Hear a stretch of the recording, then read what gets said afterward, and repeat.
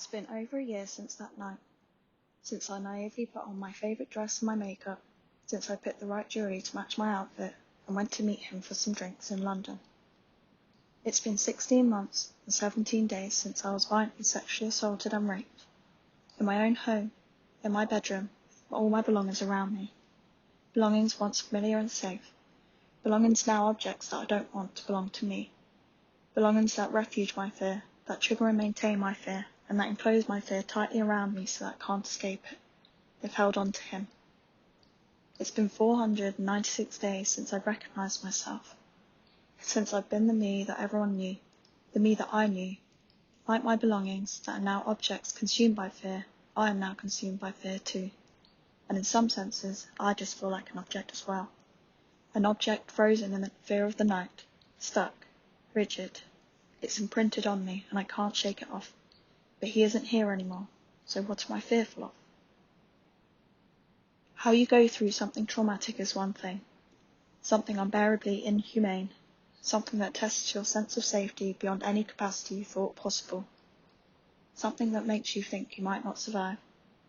How you communicate and express that to people who haven't experienced that degree of trauma before is another thing. How you communicate and express that to yourself is an even bigger other thing.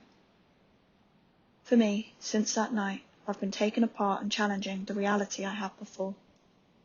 I've been trying to navigate what feels like a brand new world to me with a new understanding that fear as an emotion is multifaceted. It is now deeply rooted and tints everything I do.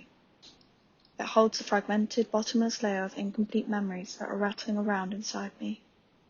It hides memories from me because they are too full of fear, but it also pushes some memories into my present. It's like it makes me wrestle with beginnings of a permanently unfinished tale, taunting me. It presents in different ways and has thrown me into a dual reality. It can't decide which version of itself to be. It makes me fearful of the fear itself. My new fear-fueled dual reality combines the so-called predictable rhythms of day-to-day living, side by side with the overwhelmingly unbelievable ever-present past. The overwhelmingly unbelievable ever-present presence of him.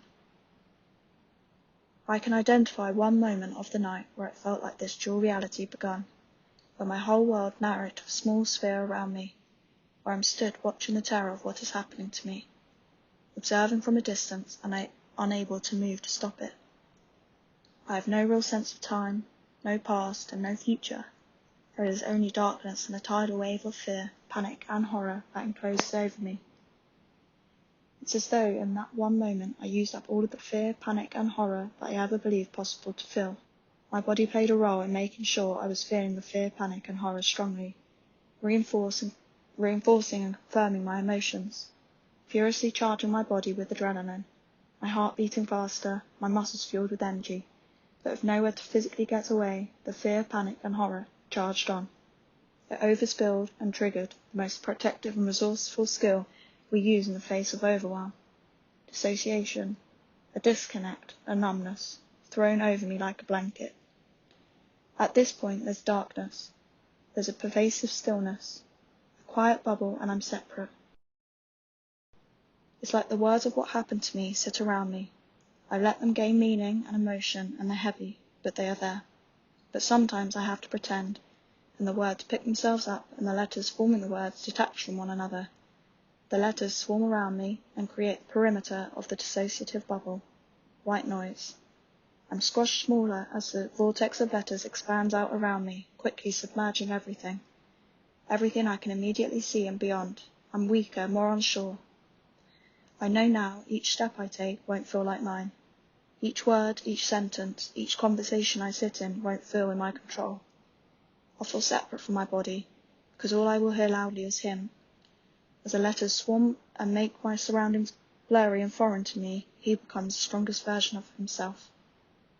Even he becomes a bit less vivid and real, less like something I can change, and more monstrous and unbelievable, his sniggers and scoffs echoing, mocking me. The noises and screams I want to make recoil too. They are noises of fear that are too scared to make a sound. I'm in a battle between past and present, but also between that past being dissociated or not, being within my reach or not. Fear becomes your greatest enemy. its now multifaceted nature becomes something to be fearful of. You're fearful of the fear. Dissociation is another version of fear that makes sure fear is with you wherever you go.